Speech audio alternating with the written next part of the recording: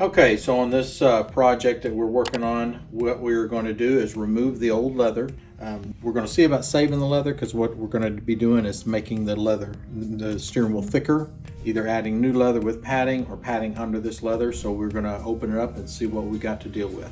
Okay, so we're just unstitching laces here just to see what we've got to deal with on the inside. I'm seeing that there's no padding inside of there, so we are on the right track. We'll get this all unstitched and then we'll be back in just a little bit. Okay, so now that we've got the old leather off, we actually realize this is not leather. This is a vinyl imitation type leather, and the wheel needs a little bit of cleanup on it before we're ready to put our padding on it. So this is our padding. We'll be adding this to it to thicken it up about 1/16 of an inch thickness, which adds about 1/8 of an inch to the girth across the diameter of the grip, and then we will be adding the new leather to it. Then we come in and cut our leather very carefully, following exact patterns that are made specifically for each steering wheel. And once our leather is cut, then we'll sew up the seams and put it onto the steering wheel for our hand stitching operation. Okay, so now we've got our cover processed and put together, ready to go on. So what I'm going to do is just slip it onto the steering wheel, then we'll line it up. It's got to be lined up to within 1/16 of an inch of